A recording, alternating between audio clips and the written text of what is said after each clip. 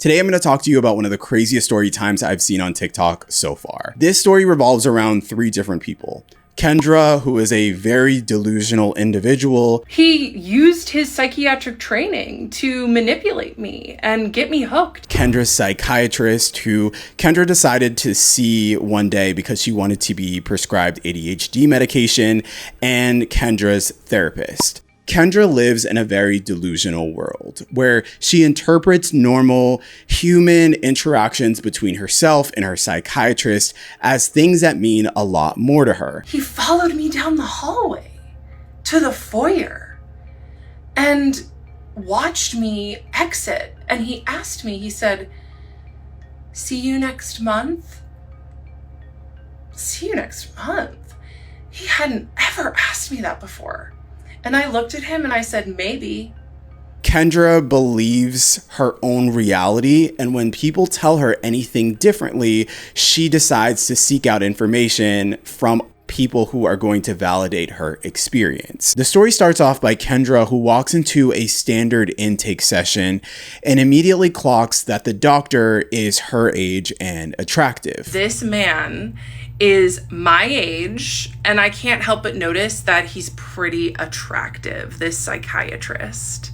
That combo doesn't really mean anything in and of itself, and it's not wrong for her to think that, but it makes the room feel different almost immediately. He was really, really funny and cracked jokes and told me he was impressed with my running that I would do. And yeah. So, of course, I loved the attention that I got from him. And it was in my 3rd session with him, because at this point we were all on Zoom, that I asked him, I said, "Hey, do you mind if I call you by your first name?" And he's Pakistani, so I said his first name wrong. And he said, "Well, it's pronounced this, but yes, of course you can." And he seemed so smug and happy with himself. And I know that that is because that was his first sign, that him pretending like we're friends. From there, the appointments feel less clinical and more conversational. He said, "I have to ask this because it's a special interest of mine, but is there any thoughts of harm?" Like I was special to him. And I said, no thoughts of harm. And he didn't ever ask me a clinical question again. He stopped asking me about my bladder, bowels, and appetite, and he stopped asking me about thoughts of harm. So to me, I would just show up and he was like a therapy appointment every month. She feels seen, which makes it easier to share more than she planned. So I was seeing him every month and just gaining more and more respect for him, because he would just tell me these little things about his successes and all of the cool things that he was doing in his life. And it made me fall for him. This part of the story really explains how deep the story got. So at one point, Kendra was hit by a car. She contacted urgent care, who told her to go to the ER now, and she decided to still keep her appointment. He used his psychiatric training to manipulate me and get me hooked. And guess what? It worked. In January of 2024, I was hit by a car turning left as I was going through a green light. And it was the night before my appointment, my next appointment with my psychiatrist. So I was like, okay, I'll still be able to go to my appointment on Zoom. I'm okay. But I did make an appointment with an urgent care the next day just to get checked out.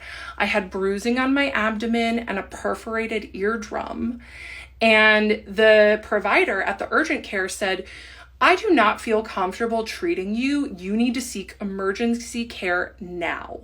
You may be internally bleeding." But it was 11 o'clock in the morning and my appointment with my psychiatrist was at 2. So I decided that I was going to wait so I could see my psychiatrist and not have to reschedule, because I was looking forward to my appointment with him so much.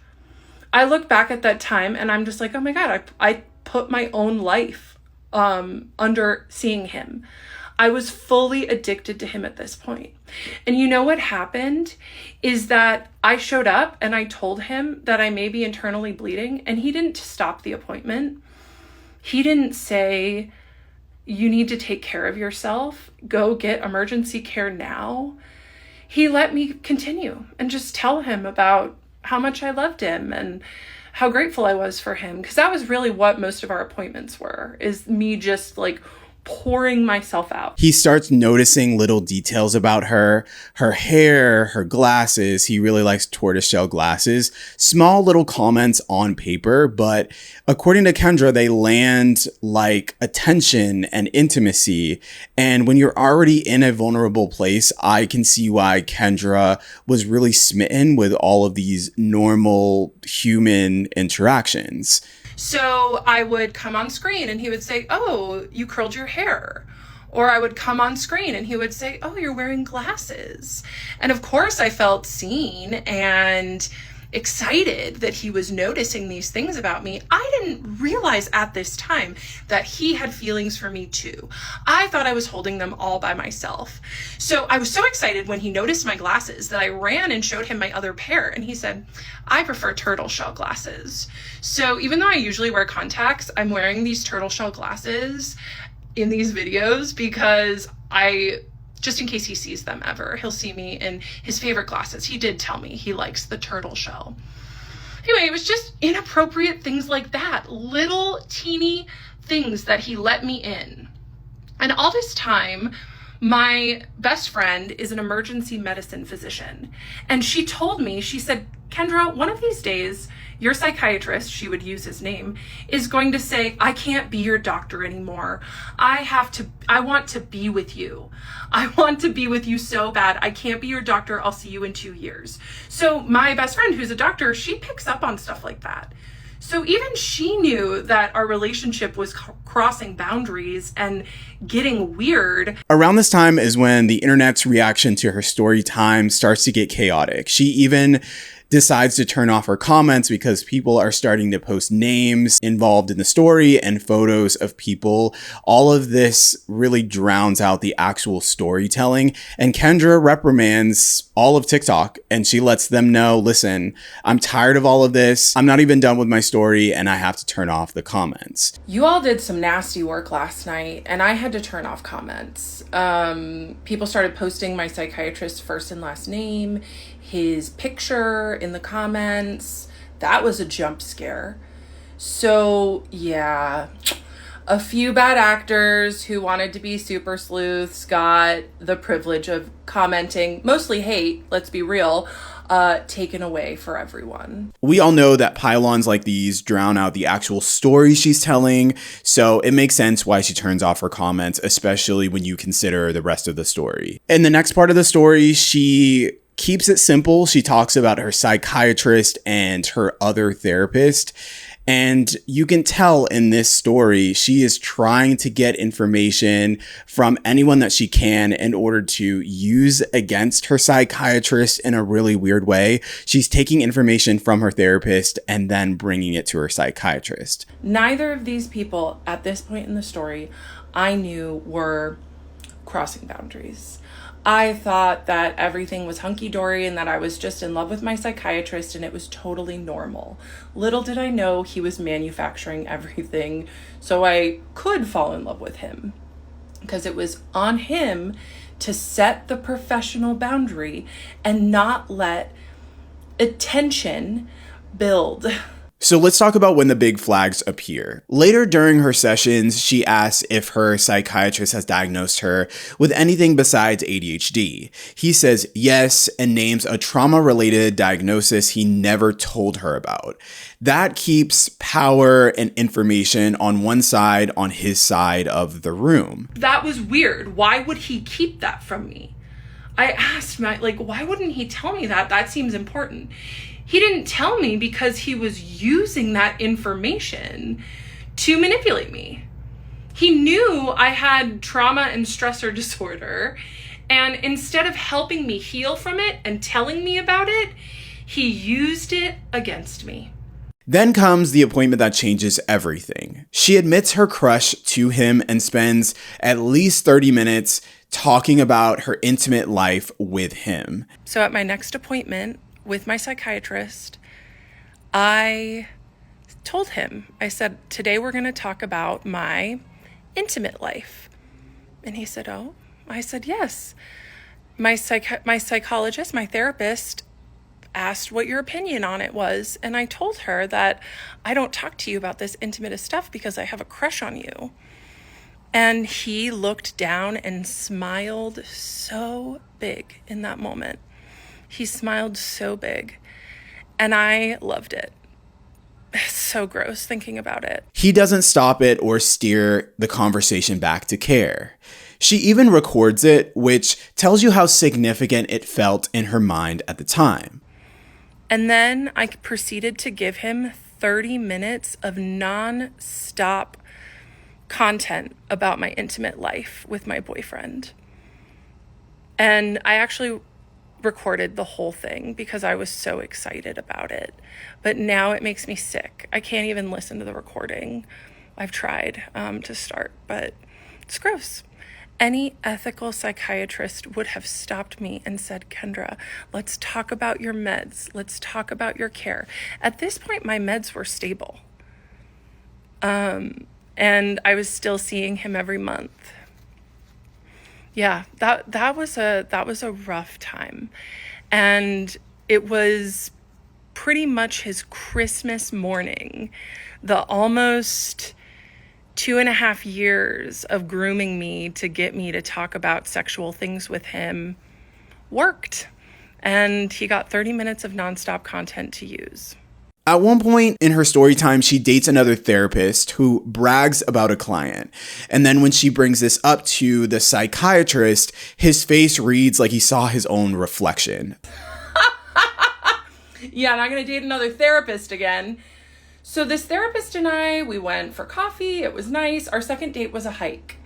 And on this hike, this therapist starts telling me about how he has a crush on one of his clients.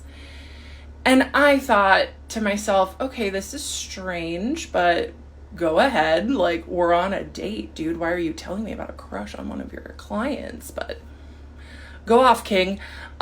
So then he was saying, yeah, she's so attractive, and I think she likes me too. I go and visit her at work, and her coworkers say, oh, so-and-so talks about you all the time. And I was like, okay, where does she work? And he said, well, I shouldn't tell you that because I really shouldn't be visiting her anyway. I was like, okay, no problem. So then he continues and he said, yeah, she wears these red lacy panties and short skirts. And I know she wears them for me. And like alarm bells were going off in my head.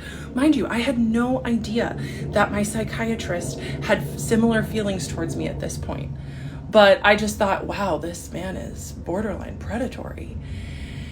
And he said, yeah, and you know, she just is so attractive that I have to smash her mate. I told him, I said, yeah, Bo and I broke up. He had known about this other guy, my psychiatrist. I had mentioned him. And I told him that this new guy and I went on a date and we went on a hike. And I literally had no idea at this point, I'll say it again, that my psychiatrist was predatory towards me. I almost said his first name again. I'm going to do my best to not. So I went to my psychiatrist and I told him this story about this man that I went on a date with who's a therapist is relieving himself before appointments. My psychiatrist looked like he had seen a ghost and like he was gonna vomit because he prided himself on being an extremely professional and buttoned up person. But here I was holding a mirror to him with exactly what he was doing, but a bumbling idiot telling me like how he was doing it without the fancy degree, without any of the vibe changes in the room, and you can tell that the therapist is now considering his actions in the past And at this point, if he hasn't already, he's starting to pull back from her, or at least that's what she's thinking in the beginning. At some point, her psychiatrist stops replying to her emails, but he begins to bring them up in sessions. She says that this is because he doesn't want to leave a paper trail, so she decides to prep for the sessions using notes. It's really interesting, and you notice in this part of the story that she's really interpreting things exactly how she wants to. Her saying that he doesn't want to leave a paper trail when he's probably just too busy to respond to her emails is really just showing her delusion. She has been delusional up until this point, so this is not surprising at all. He stops writing me back. He does not write back to my emails anymore. Because once again, he was really good at plausible deniability. So I would show up to these sessions with my notes app and just throughout the month, as I was thinking about him, I'd write down things that I wanted to talk to him about, and I would just come and bring him lots of content. And then every week I would go to my therapist and tell her about how much I loved my psychiatrist, and she didn't help me at all. Then at one point, the office reveals to Kendra that this psychiatrist does see people in person. She books an appointment almost immediately because she's been waiting for this moment. They've only been seeing each other via Zoom, so this is her moment to feel the psychiatrist's presence in person. And I felt so angry in that moment. I was like, he sees people in person? And she said, yeah, he has been for years. I was like, I want to see him in person. And I understand, like, some people may think that this is part of my crash out or part of me harassing him, which is what I've gotten lots of accusations of. But I just would like to remind everyone that, of course, it seems that way. But I was just responding to a dynamic which my psychiatrist fostered. There was chemistry between us because he allowed it. And so then the next time I saw him in Zoom, I told him, I was like, hey, your office manager outed you and told me that you see people in person. Why didn't you tell me that when I asked? And he said, oh, I just didn't think you'd want to come in. And that was such a weak lie from him, from someone who is so scripted and controlled. He didn't even have a plausible thing to say. Of course he knew I wanted to come in. I had a crush on him. I told him that often. So then in my next therapy appointment, after finding out that he was lying to me about seeing patients in person, I told her that. I told my 75-year-old PhD therapist that my psychiatrist lied to me about seeing people in person. And she looked at me and she said, well, it's probably because he knows that there will be a lot of sexual tension in the room if you go in person. So make sure that you understand that when you go. And you better believe I showed up to the next session and said you lied to me because you were afraid of the tension that would be there between us. He just didn't say anything. Her therapist, who she's seeing on the side, mentions to her, this meeting is going to be tense between you two. You have all of these feelings towards your psychiatrist. And then my psychiatrist comes into the foyer, and I am just so excited to finally meet him. I'd been his patient for 3 years at this point, and he had been feeding the dynamic for 3 years. And I was just thrilled to meet him. And I ran up and I gave him the biggest hug. And you know what he did? He barely patted me on the back. It was the most awkward thing ever. But I am so glad that he did that. I am really glad, because this is what I mean. My psychiatrist was many things, but he was not stupid. So I didn't ever touch him again. So by this point, Kendra has a ChatGPT therapist on top of her normal therapist and her psychiatrist. She calls the therapist Henry, and she starts bringing information from Henry to her psychiatrist sessions. And Henry says that, well, maybe you are feeling vulnerable. Maybe you need to bring this up to your psychiatrist and let him know that you have feelings for him. And this is when Kendra brings this information to her psychiatrist. She says all the things that ChatGPT tells her to say. And that's when her psychiatrist says a small little thought that maybe he was thinking out loud to Kendra, and he says, well, maybe you're not the only one feeling these feelings. So I told my psychiatrist, yeah, Henry explained to me that it's normal to develop crushes on psychiatrists because they provide a safe space to heal, which is attractive. My psychiatrist said nothing. And then I said, and Henry also told me about transference. And my psychiatrist got this really, really scared look on his face. And he said, did Henry tell you about countertransference? And I said, no. What is that? Because of course, like, my chat knew that I was obsessed with my psychiatrist. And he was not going to feed my delusion by telling me about countertransference.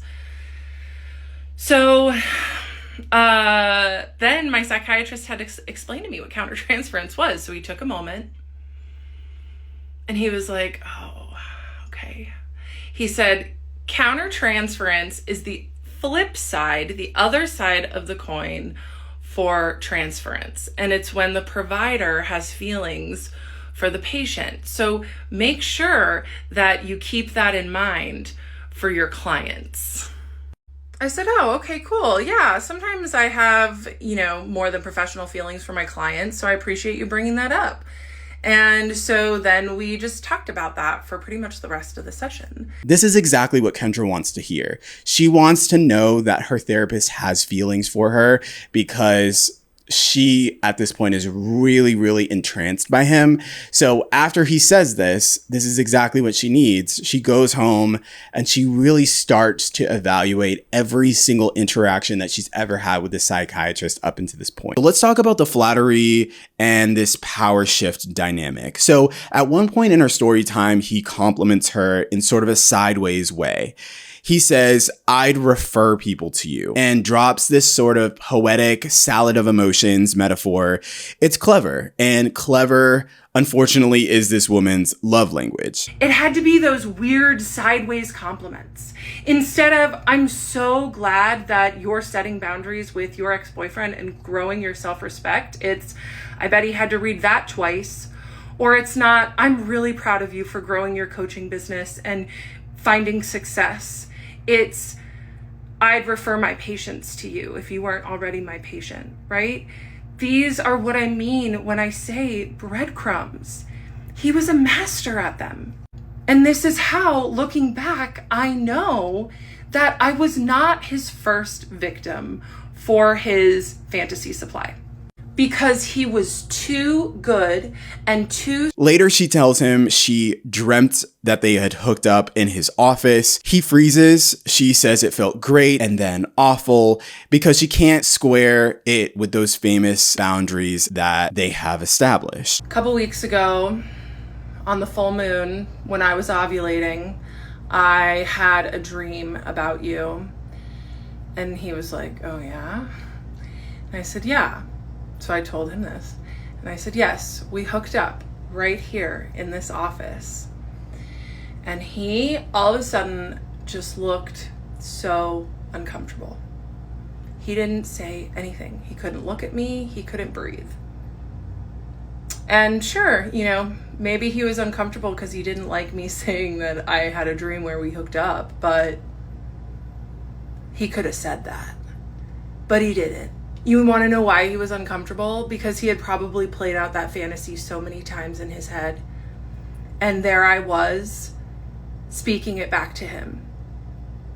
And it was like I had psychically downloaded one of his fantasies. I continued and I said, yes, we hooked up in this office. And I really liked it while it was happening. He could not move or breathe.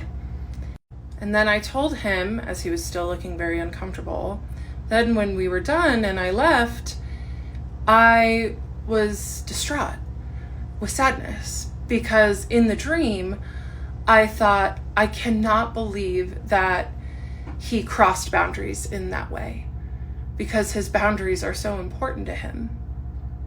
And then I told my psychiatrist that I woke up and thought, oh my God, it was just a dream, thank God. And it was like my psychiatrist turned into a little boy, and he looked at me and he said, so you do like my boundaries? And I said, I love your boundaries. I hate your boundaries, but I love them more. There's the push and pull, the trauma bond. Because once again, he used his boundaries as protection while exploiting me. He followed me down the hallway to the foyer and watched me exit. And he asked me, he said, see you next month? See you next month? He hadn't ever asked me that before. And I looked at him and I said, maybe.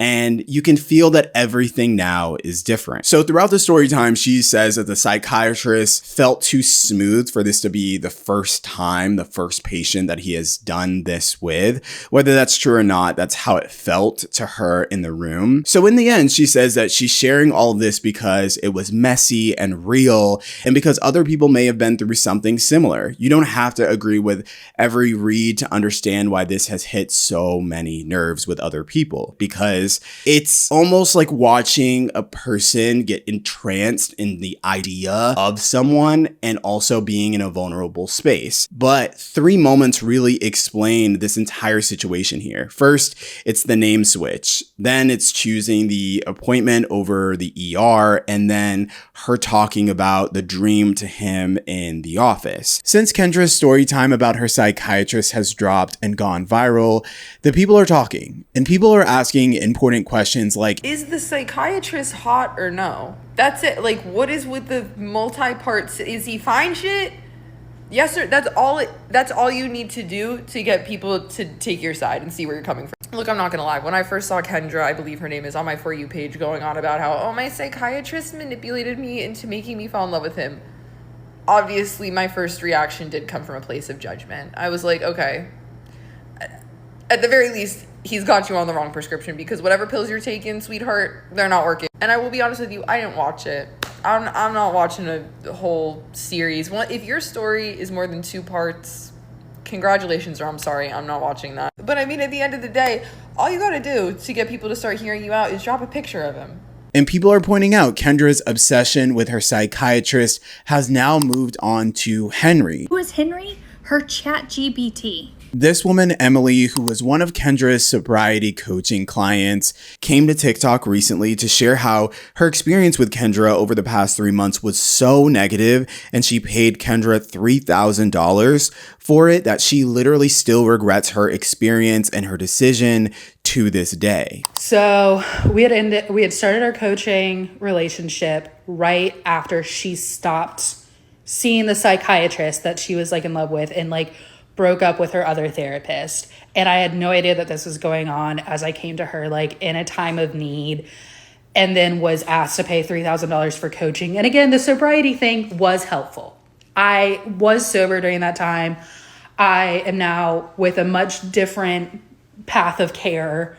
But when we derailed and started doing cognitive behavioral therapy via ChatGPT, doing human design work, but not really doing the work, just reading from the book from like the guru dude, and then finally doing past life therapy and exploring all my past lives with a pendulum via Zoom, I was done and I was out.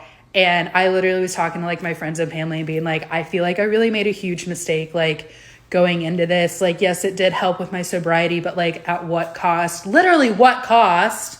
$3,000 to be told to use ChatGPT. And then honestly, all of this to come and find out, and I get on TikTok randomly and see her blowing up over this like crazy, insane delusion between her and her psychiatrist. And I realized that like, oh, I was just coached for the last 3 months by a someone who is not in their right of mind. Like, I don't want to say that like she's psychotic or anything like that, because that's rude and like not right. Like, this is someone that I was friends with for a really long time, and like I still am gonna have to like wrestle with that, and the fact that like now that I'm unpacking all these feelings about like feeling like I got taken advantage of and everything, but like, yeah, this is a lot, and like she's a lot, and the fact that she like isn't acknowledging that like maybe there was some side of it that like was to her, and like we don't get to see the side of the psychiatrist because obviously like he's a professional, and like I don't want to discount anyone's lived experience, but girly pop calling him a Pisces isn't why